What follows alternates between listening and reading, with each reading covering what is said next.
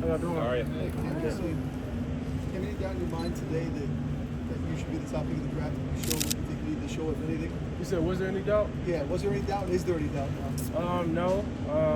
I think it was solidified throughout film. Whatever I do on pro day, throws I make, it shouldn't have no judgment to the film, because at the end of the day it's about playing football. And I just want to work on specific stuff in my drives, give my receivers what they needed. I think we had a pretty good pro day. You spun out on through that long pass first number down this side. You said something to the Tennessee scouts. I think they were Tennessee scouts. So I'm solidifying it today. They finally got to see me throw in person. That should be all they need to see. But at the end of the day, whether they want to give the pick or not, I'm gonna be happy with every team I go to. So I'm just trying to play football. Cam, is it sinking in that it's a month away? You're a month away from realizing your dream, getting drafted, all that. I haven't really thought about that much, but I know it's slowly approaching. But I'm just excited to see where I'm gonna end up. So I can finally learn the playbook. I have to learn 3-4 different teams' playbook to, in reality, I'm only gonna be at one. So I do want to expedite it a little bit, get the draft day, see where I'm gonna end up. But I'm just taking it all in. It's more, just looking the journey right now. And what would you say was the most significant part of your year at Miami? Because obviously you came here a year ago. You weren't satisfied with where your draft stock was after your time at Washington State. You come here, and everyone's talking about you going 1-1. Just what do you think was the most significant part of the last year? I say the relationship I built with my teammates, especially with the offensive staff around me, the support I had around me, the Sherpo, the O-line, even the defense side that I had around me. This is one of the best locker rooms I've been a part of, and for us to 20 guys to come out here and show you what we're capable of, especially as many invites that we did to Combine. I just think it shows the recruiting stuff that Coach Cristobal does, Coach Dawson, the defensive staff that they go through. So I just think we had a really good group of guys this year, and I think it worked out for the team. Cam, when you started throwing, did you take a peek back and maybe see your future employer, like Ryan? Say that again? Did you see your future employer maybe like recognize you? Did you ever take a peek back? Yeah, for sure. I've seen a couple of them, hopefuls. But it was a good crowd, though, for sure. There was quite the crowd today. There was probably double here than there were last year. Does it give you confidence, maybe add more pressure? Or does it kind of make you know, like, yeah, I'm that guy, and this music will shut up for me? I just think it goes back to me not forgetting where I came from. There was one point where I didn't have one camera looking at me. Now the whole world's looking at me. So I carry myself, a certain type of way. All I want to do is play football and be with my teammates. And so, as long as I, be a good person in the locker room as well, I just think it'll work out in the long run. Cam, when you do get drafted, what are the thoughts that it's going to happen in Green Bay, the home of the Packers in Titletown, and the history of pro football being a bucket list place to go? I mean, all the history is just unbelievable. Now you're going to have an opportunity to be on that big stage in that particular area. Yeah, that's where you want to get drafted at. That's football heaven over there, and nothing is but football. That's all I want the world to know me as a football player. I wake up in every day, try to get the same mindset and work at it. But the draft in Green Bay, ain't nothing like it, just because there ain't nothing to do there but football. And so that's where you want to be. What are you most proud of about your journey so far?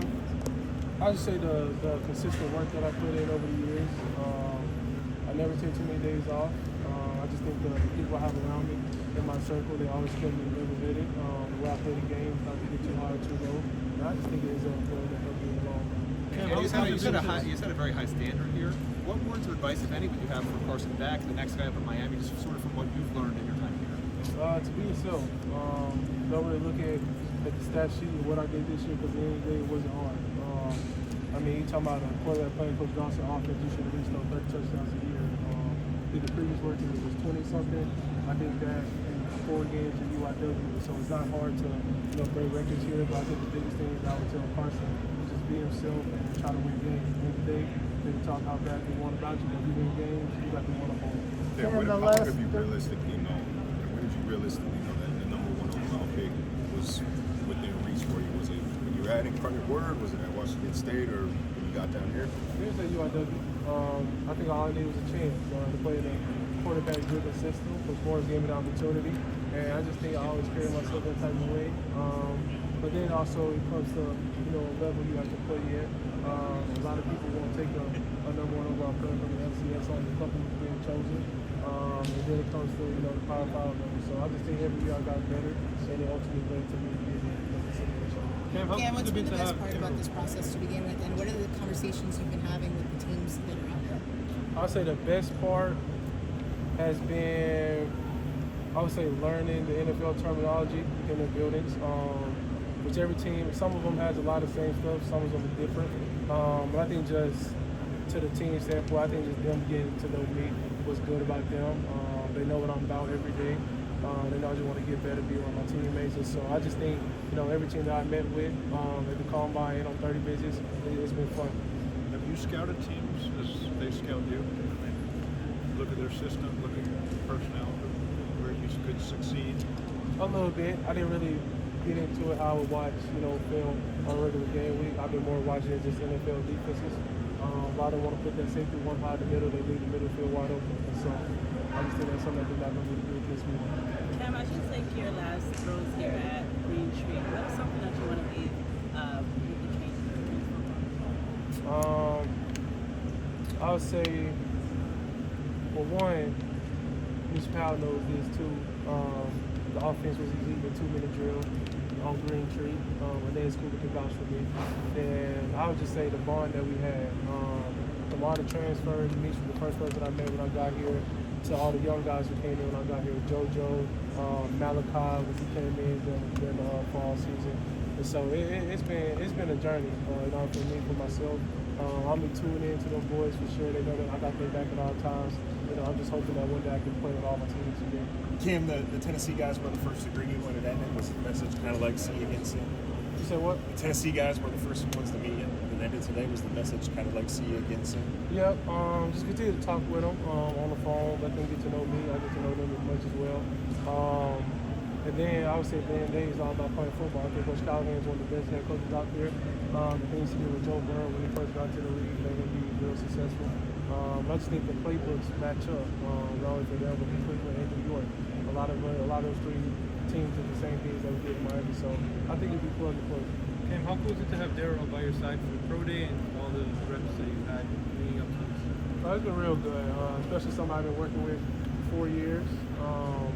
Every time I text him, I'm always there. Every time I text him, I'm always there. And so he's just somebody who really wants to not perfect my craft at his, especially the stuff he does with the youth back in Houston. That's been come out there and work with those guys as well. He's been more to the Elite 11 and stuff like that. So that quarterback coach who's not going to change his throwing motion is the biggest thing. A lot of these kids quarterback coaches want to change their arm angle, change their throwing motion, and maybe send the kid back. So he really focuses on having a good base, throwing with power in the hips, not overstriding. I think those are good things that have to be a good quarterback. Kim, what were these last 3 weeks like with you guys together getting ready for today?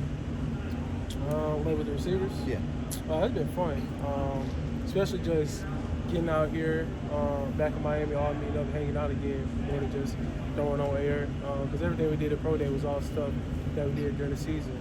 Even in my mind, I'm thinking more first and second down. I'm not thinking just take a drop and throw to the receiver.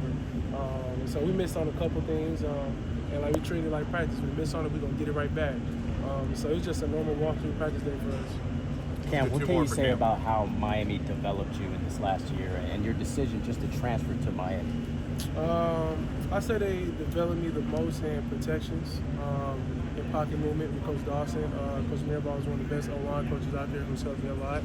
And Coach Dawson, just him making me really stand in the pocket, not getting out as much as I need to when I don't need to. And I just think the teammates I had around me just took it over the edge. From the receiver part I had, the O-line only gave me 20 sacks this year. So, I just had a good group of guys around me, a good, facility. They got a great support staff up here in Miami. So, it's a good building, and I expect them to win in the long run. And what would you tell scouts about JG, X, and Elijah? Them boys different. You see JG don't get tired. He showed it today. Sherpa don't get tired. He shows today he moves in man. And Aurora just one of those different tight ends. I think by the end of his career, he's going to solidify himself as a top 10 tight end in the NFL. And that's not even from just making plays, scoring touchdowns. That's just having effort. He's one of the best teammates I had. He works hard every day, even when he's hurt. He never complains in the locker room, never complains on the field. All he want to do is motivate his guys and win.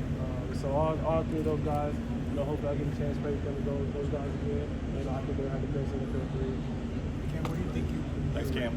Thanks, everybody. What do you guys kind of just stack up?